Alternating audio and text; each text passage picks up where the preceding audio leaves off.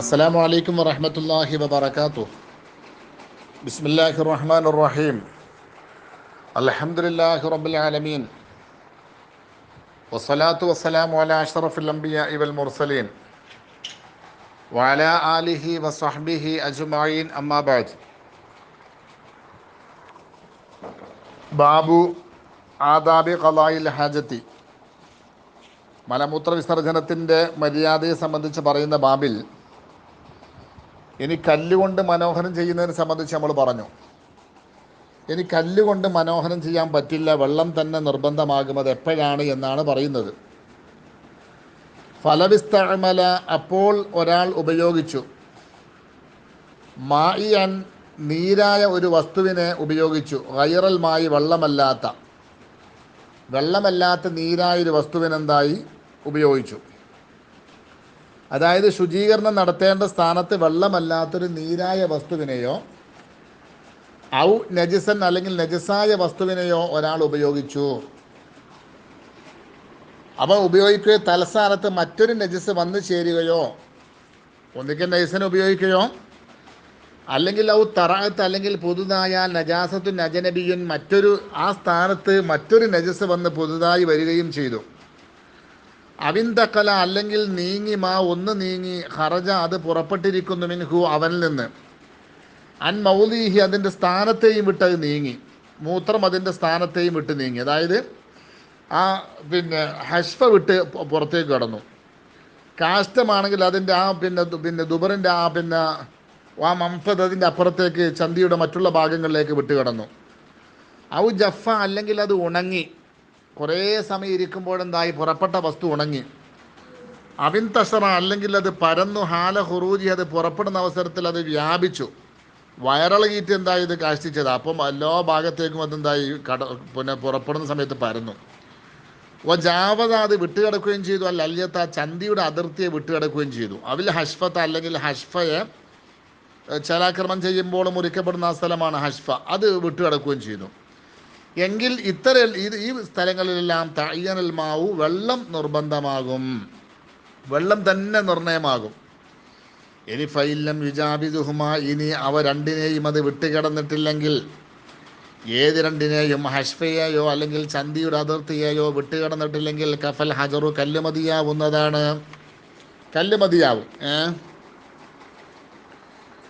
അപ്പോൾ വന്നു ചേരുന്നത് പച്ചയാണെങ്കിൽ ശുദ്ധിയുള്ള വസ്തുവും നജിസ് പോലെ തന്നെയാണ്. വന്നു ചേരുന്ന വസ്തു അത് പച്ചയാണെങ്കിൽ ശുദ്ധിയുള്ള വസ്തു നജിസ് പോലെയാണ്. കാരണം എന്താ, ഇതിലേക്ക് ടച്ച് ചെയ്തല്ലോ. അപ്പോൾ കല്ലിന്മേലുള്ള നനവും അതിൽപ്പെടും. കല്ലുകൊണ്ട് മനോഹരം ചെയ്യുമ്പോൾ കല്ലിൻ്റെ മേലുള്ള നനവ്, നനഞ്ഞ കല്ലാണെങ്കിൽ, ഉണങ്ങിയതാണെങ്കിൽ ശുദ്ധിയുള്ളതിന് വിരോധമില്ല. ഇനി കാഷ്ടമോ മൂത്രമോ പുറപ്പെടുന്ന സ്ഥാനം വിയർത്തത് കാരണമായുള്ള വിയർപ്പാണെങ്കിലും വിരോധമില്ല.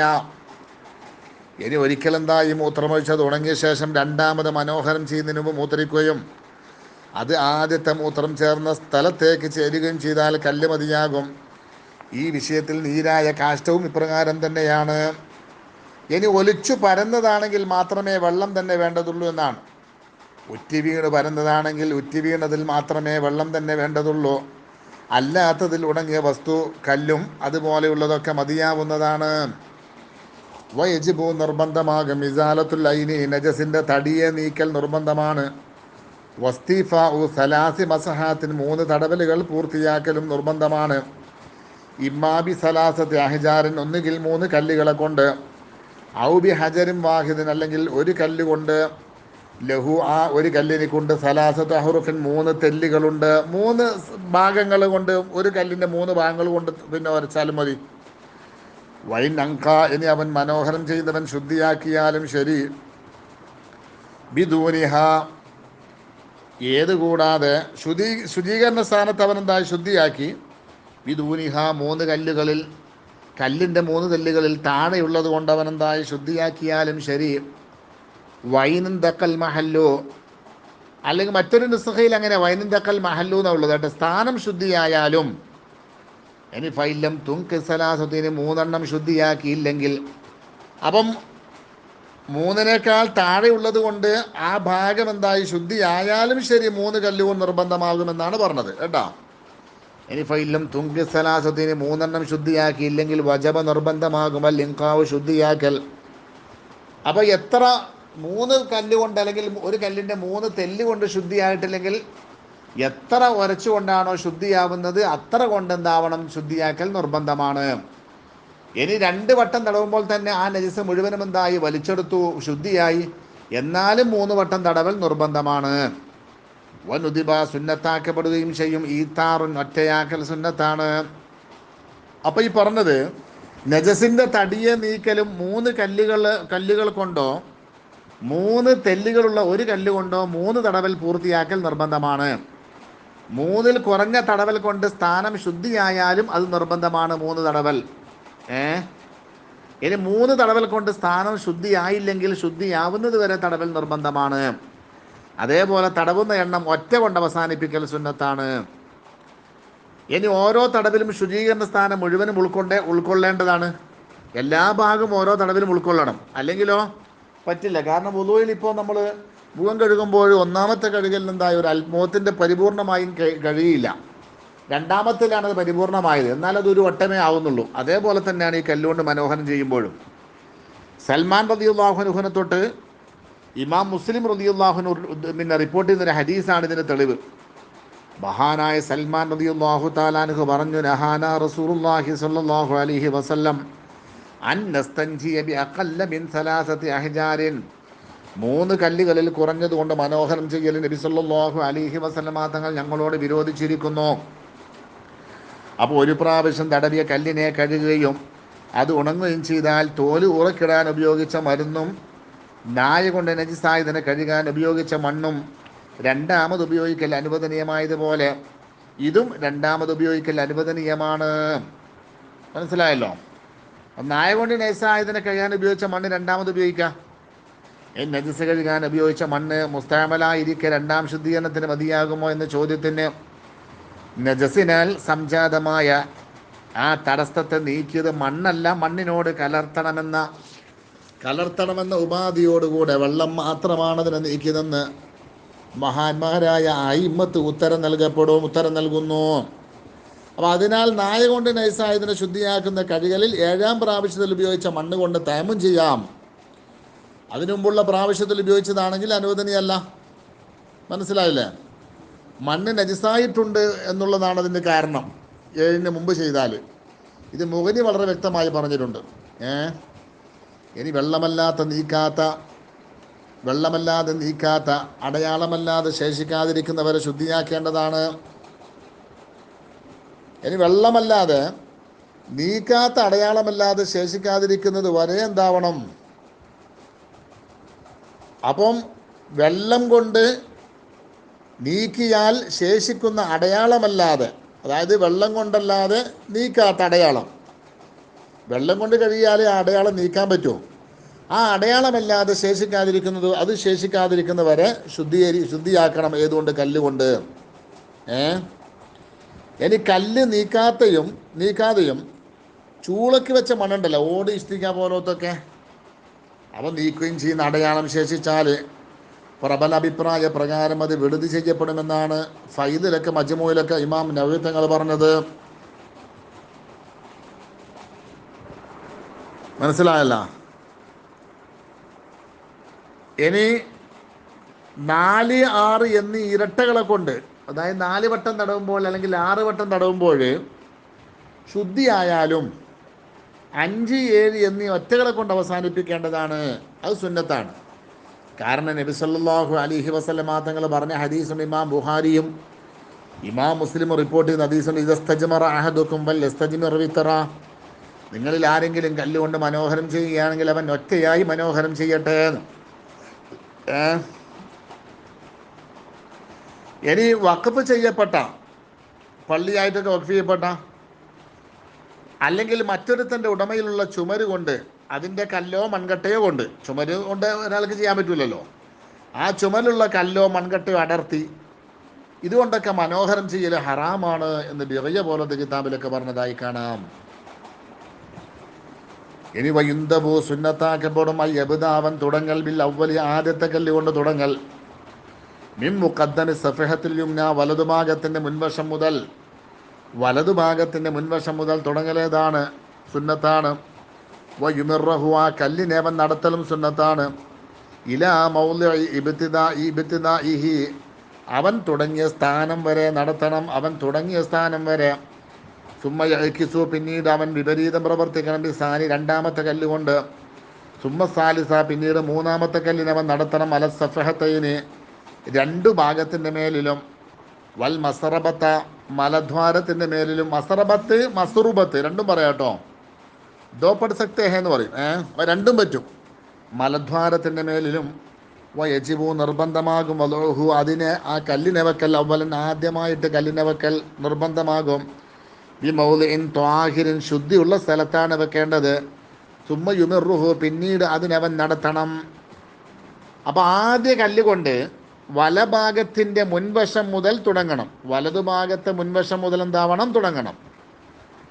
അതിനെ തുടങ്ങിയ സ്ഥാനത്തേക്ക് മടക്കലും രണ്ടാം കല്ലുകൊണ്ട് അതിൻ്റെ വിപരീതം പ്രവർത്തിക്കലും. മൂന്നാം കല്ലുകൊണ്ട് രണ്ടു ഭാഗത്തിൻ്റെയും മലദ്വാരത്തിൻ്റെയും മേലിൽ ഒപ്പം നടത്തലും ഏതാണ്? സുന്നത്താണ്. കല്ലിനെ ആദ്യം ശുദ്ധിയുള്ള സ്ഥലത്ത് വെക്കലും പിന്നീട് അതിൻ്റെ നടത്തലുമാണ് നിർബന്ധം കേട്ടോ. മനസ്സിലായില്ലേ? അപ്പോൾ അതായത് ഇടഭാഗത്തിൻ്റെ മുൻഭാഗം മുതൽ ആരംഭിക്കുകയും പിൻഭാഗത്തെത്തിയാൽ വലഭാഗത്തിൽ കൂടി തുടങ്ങിയ സ്ഥാനത്തേക്ക്, അതായത് മുൻഭാഗത്തേക്ക് വലിക്കുകയും വേണമെന്നാ ഈ വിവരിച്ചത്. മലദ്വാരത്തെ തടവുന്ന രൂപമാണ് ഈ പറഞ്ഞത്. ഇനി മുൻദ്വാരത്തെ ആണെങ്കിലോ ലിംഗത്തെ കല്ലിൽ നിന്ന് 3 സ്ഥലത്തിൻ്റെ മേലെന്താവണം? തുടക്കണം. ലിംഗത്തെ കല്ലിൻ്റെ 3 സ്ഥലത്ത് തുടക്കണം. മനസ്സിലായല്ലോ? ഇനി സ്ത്രീകളുടെ മുൻദ്വാരും പിൻദ്വാരും പിന്നെ പോലെയാണ് തടവേണ്ടത്. തടവുമ്പോൾ സ്ത്രീകളുടെ മുൻദ്വാരവും തടവേണ്ടത് പിൻദ്വാരം തടവും പോലെയാണ് ഇതാവേണ്ടത്. സ്ത്രീകളുടെ മുൻദ്വാരവും തടവേണ്ടത്. തടവുമ്പോൾ നജസായ കല്ലിനെ ഉയർത്തുകയും വീണ്ടും തൽസ്ഥാനത്തേക്ക് മടക്കി ബാക്കിയുള്ളതിനെ തടവുകയും ചെയ്താൽ സ്ഥാനം നജസാവുകയും വെള്ളം തന്നെ വേണ്ടി വരികയും ചെയ്യും. അതുകൊണ്ട് ഉയർത്താൻ പാടില്ല. കല്ലുകൊണ്ട് മനോഹരം ചെയ്യുമ്പോൾ ആ സ്ഥലത്തേക്ക് തടവിയാൽ പിന്നെ ഉയർത്തിയിട്ട് പിന്നെ അവിടെ വെക്കാൻ പാടില്ല. വുളൂഇൻ്റെ അംഗത്തിലുള്ള വെള്ളം സ്ഥാനം വിട്ട് പിരിയാതെ അതേ അംഗത്തിൽ തന്നെ അങ്ങുമിങ്ങും നടക്കുമ്പോൾ മുസ്തഅമലായി വിധി നൽകപ്പെടാതിരിക്കുകയും പിരിഞ്ഞാൽ അതിന് മുസ്തഅമൽ എന്ന വിധി നൽകപ്പെടുകയും ചെയ്യുന്നത് പോലെ കല്ല് അതുകൊണ്ടുള്ള ശുചീകരണ സ്ഥാനത്ത് നിലകൊള്ളുമ്പോൾ വിരോധമില്ല. സ്ഥാനം വിട്ട് പിരിഞ്ഞാൽ അത് മുസ്തഅമലായി വിധി നൽകപ്പെടുന്നതാണ്. അപ്പോൾ അത് വളരെ ശ്രദ്ധിക്കേണ്ടതാണ്. വയുക്റഹു കറാഹത്താക്കപ്പെടുമ്പോൾ ഇസ്തിൻജാവ് മനോഹരം ചെയ്യൽ. യമീനിഹി അവൻ്റെ വലത്തേ കൈ കൊണ്ട് മനോഹരം ചെയ്യൽ കറാഹത്താണ്. അങ്ങനെ വരുമ്പോൾ അപ്പോൾ അവൻ പിടിക്കട്ടെ ഹജറ കല്ലിനെ പിടിക്കട്ടെ. ബി യമീനിഹി അവൻ്റെ വലത്തേ കൈ കൊണ്ട് കല്ലിനെ പിടിക്കണം. വദക്കറ അവൻ്റെ ദക്കറിന് അവൻ പിടിക്കണം. ഇഷിമാലി അവൻ്റെ ഇടത്തേ കൈ കൊണ്ട് പിടിക്കണം. എന്നിട്ട് വയുഹരിക്കുഹ അതിനെ ഇടത്ത് കൈയിനെ അവൻ അനക്കുകയും വേണം. അപ്പോൾ ഈ ഇടത്തേ കൈയിനെ ദക്കർ എന്താവണം? കല്ല് അവിടെ തന്നെ, കല്ലനക്കാൻ പാടില്ല. വലത്തേ കൈ കൊണ്ട് കല്ലനക്കാൻ പാടില്ല. ഇടത്തേ കൈ കൊണ്ട് ദക്കറിന് എന്താവണം? ആ കല്ലിൻ്റെ മേലിൽ ഇങ്ങനെ പിന്നെ ഉരക്കണം. അപ്പം വലത്തേ കൈ കൊണ്ട് മനോഹരം ചെയ്യാവുന്ന കറാഹത്ത് വരൂല. വല്ലഫലു ഏറ്റവും ശ്രേഷ്ഠമായത് തഖദീമുൽ ഇസ്തിൻജായി മനോഹരം ചെയ്യൽ മുന്തിക്കലാണ്. അലൽ വുളൂഇ വുളൂഇനേക്കാൾ മുന്തിക്കണം. ഇനി ഫൈൻ അഖറഹു ഇനി അതിനെ മനോഹരം ചെയ്യൽ അവൻ പിന്തിച്ചാലോ അൻഹു അതിനെ തൊട്ട് വുളൂനെ തൊട്ട് സഹ ആ വുളൂ സഹീഹാകും. ഔ അനി തയമ്മും അല്ലെങ്കിൽ തയമ്മുമിനെ തൊട്ട് പിന്തിച്ചാലോ ഫലാ സഹീഹാവുന്നതല്ല. വുളൂവിനെ തൊട്ടാണെങ്കിൽ എന്താവും? സഹീഹാവും. പിന്നെ അവൻ്റെ ദക്കർ കൈകൊണ്ട് തൊടാൻ പാടില്ലെന്നേ ഉള്ളൂ. കാരണം നജസ് ശരീരത്തിൽ ഉണ്ടായിരിക്കൽ വുളൂവിന് തടസ്സമൊന്നും അല്ലല്ലോ. പിന്നെ പുതിയ നജസ് വരാതിരുന്നാൽ മതിയല്ലോ. മനസ്സിലായല്ല? അപ്പം വലത് കൈ കൊണ്ട് മനോഹരം ചെയ്യൽ കറാഹത്താണ്. കല്ല് വലത് കൈയിൽ പിടിക്കുകയും ഇടത് കൈ കൊണ്ട് ലിംഗം പിടിച്ച് കല്ലിൻ്റെ മേൽ ചലിപ്പിക്കുകയും വേണം. ഇസ്തിൻജാ ചെയ്യൽ വുളൂവിന് മുമ്പ് നിർവഹിക്കലാണ് നല്ലത്. വുളൂവിന് ശേഷം മനോഹരം ചെയ്താലും ശരിയാവും. തയമ്മുമിൻ്റെ ശേഷത്തേക്ക് മനോഹരത്തെ ബന്ധിച്ചാലത് ശരിയാവുന്നതല്ല. അപ്പോൾ വലത് കൈ കൊണ്ട് മനോഹരം ചെയ്യൽ കറാഹത്താണെന്ന് പറയാനുള്ള കാരണം എന്താ? സൽമാൻ അൽ ഫാരിസി റളിയല്ലാഹു അൻഹുവിനോട് ഇമാം മുസ്ലിം ഉദ്ധരിക്കുന്ന ഹദീസാണ് അതിന് തെളിവ്. നഹാന റസൂലുള്ളാഹി സ്വല്ലല്ലാഹു അലൈഹി വസല്ലം അൻ നസ്തൻജിയ ബിൽ യമീനി ഞങ്ങൾ വലത് കൈകൊണ്ട് മനോഹരം ചെയ്യുന്ന റസൂലുള്ളാഹി സ്വല്ലല്ലാഹു അലൈഹി വസല്ലമ തങ്ങളെ വിരോധിച്ചിരിക്കുന്നു. വലത് കൈകൊണ്ട് മനോഹരം ചെയ്യൽ ഹറാമാണെന്ന് അഭിപ്രായമുണ്ട് കേട്ടോ. ഷറഹു ബാഫദിലൊക്കെ ഇബ്നു ഹജർ തങ്ങളത് പറഞ്ഞിട്ടുണ്ട്. ഇടത് കൈ മുറിക്കപ്പെടുക, കുഴഞ്ഞതാവുക എന്നിത്യാദി കാരണങ്ങളുണ്ടെങ്കിൽ കറാഹത്തും ഇല്ല ഹറാമും ഇല്ല കേട്ടോ. ഇനി മൂത്രവാർച്ചയുള്ളവന് സൽസുൽ ബൗല, ഒരാൾ മൂത്രം എപ്പോഴും ഇറ്റിക്കൊണ്ടിരിക്കുന്ന പിന്നെ അസുഖമുണ്ട്, അള്ളാഹു നമ്മളൊക്കെ കാത്തു രക്ഷിക്കട്ടെ, എങ്കിൽ അവന് മുമ്പ് നിർവഹിക്കൽ നിർബന്ധമാണ്. മൂത്രവാർച്ചയുള്ളവന് പിന്നെ മുമ്പ് നിർവഹിക്കൽ ഏതാണ് നിർബന്ധമാണ്. കാരണം അപ്പോൾ തയമ്മുമ് പറ്റൂല. പിന്നെ അതായത് വുളു, പിന്നെ നമ്മൾ പറഞ്ഞല്ലോ വുളു എടുക്കുന്നവനാണെങ്കിൽ വുളുവിൻ്റെ മുമ്പ് എന്താവും ഇസ്തിൻജാ ഏതാവും, വുളുവിന് ശേഷം എന്താവും ഇസ്തിൻജാ പറ്റുമെന്ന് അവൻ പറഞ്ഞല്ല. മനോഹരം ചെയ്യലിനെ പിന്തിച്ചാൽ, വുളുവിനത്തോട് പിന്തിച്ചാൽ സ്വഹിയാകും. അപ്പം നിത്യാശുദ്ധിയുള്ളവൻ എന്താവണോ, അവൻ പിന്തിക്കാൻ പാടില്ല, അവൻ മുമ്പ് തന്നെ നിർവഹിക്കണം എന്നർത്ഥം. വുളു ഏതാവണം, ശേഷം തന്നെ ആവണം. ഇത് തയമ്മും ചെയ്യുന്നവൻ എന്താ പറ്റൂല, തയമ്മുവിനത്തോട് ബന്ധിക്കാൻ പറ്റൂല. കാരണം തയമ്മും അശുദ്ധി ഉയർത്തുന്നില്ല, അതുകൊണ്ട് നിസ്കാരം അനുവദനീയമാവുന്നുണ്ടെന്ന് മാത്രം. അപ്പോൾ ശുചീകരണ സ്ഥാനം നജസായിരിക്കുക എന്ന തടസ്സം നിലകൊണ്ടിരിക്കെ നിസ്കാരം അനുവദനീയമല്ലല്ലോ.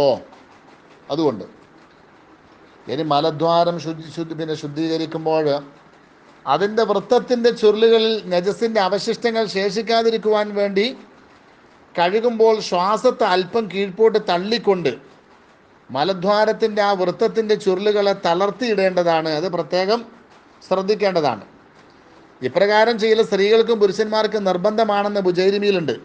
നിർബന്ധമാണ് എന്ന്. അതായത് ശ്വാസം എന്താ ചെയ്യുക, ഒരൽപ്പം ഇങ്ങനെ മുക്കിയിട്ട് അതിൻ്റെ ആ ചുളിവുകളൊക്കെ എന്താ നേരെയാക്കുക. മനോഹരം ചെയ്ത ശേഷം കൈ മണത്ത് നോക്കൽ സുന്നത്തില്ല എന്നാണ്. ഇനി കയ്യിൽ നജസിൻ്റെ വാസന ഉണ്ടെങ്കിൽ ശുചീകരണ സ്ഥലം നജസാണെന്ന് വിധിക്കപ്പെടുന്നതോ അല്ല. കൈ നജസാണെന്ന് വിധിക്കപ്പെടുന്നതിനാൽ കൈ മാത്രം കഴുകേണ്ടതാണ് എന്നാണ്. ഇനി മാത്രമല്ല, മനോഹരം ചെയ്യുമ്പോൾ ഇടത്തെ കൈയിൻ്റെ ആ വലിയ വിരലുണ്ടല്ലോ, നടുവിരൽ, വുസ്ത, ഇബ്ഹാമ് മുസബിഹ വുസ്തയുണ്ടല്ലോ, ആ വലിയ വിരലിൻ്റെ മേലെന്താണ് ആസ്പദമാവണം. അതുകൊണ്ടാണ് എന്താവേണ്ടത്, വരയ്ക്കേണ്ടത്. മനസ്സിലായില്ല? ഇനി കയ്യിലുള്ള നജസിൻ്റെ വാസന നജസായ സ്ഥാനം തൊട്ട് വിരലിൻ്റെ ഉൾഭാഗത്താണെങ്കിൽ ശുചീകരണ സ്ഥാനവും കൈവിരലിൽ നിന്ന് അതിനെ തൊട്ട് സ്ഥലവും നജസാണെന്നതിന് ലക്ഷ്യമാണ്. അതുകൊണ്ടത് കഴുകേണ്ടി വരും. അത് രണ്ടിനെയും കഴുകൽ നിർബന്ധമായി വരും. പിന്നെ മനോഹരം ചെയ്ത ശേഷം അല്ലാഹുമ്മ തഹിറു ഖൽബി മിനൻ നിഫാഖി വഹസ്സിൻ ഫർജി മിനൽ ഫവാഹിഷി എന്ന് പറയൽ പ്രത്യേകം സുന്നത്തുണ്ട്. അപ്പോൾ ആ ബാബ് അവിടെ കഴിഞ്ഞ് ബാബുൽ ഗുസ്ലാണ്. ഇൻഷാ അല്ലാഹ് നമുക്ക് നാളെ ഓതാം. കാരുണ്യക്കടലായ റബ്ബ് അനുഗ്രഹിക്കട്ടെ. നമ്മുടെ എല്ലാ ബുദ്ധിമുട്ടുകളും അല്ലാഹു പരിഹരിക്കട്ടെ. നാഫിയായ ഇൽമ് അല്ലാഹു നമുക്ക് നൽകട്ടെ. അസ്സലാമു അലൈക്കും വറഹ്മത്തുള്ളാഹി.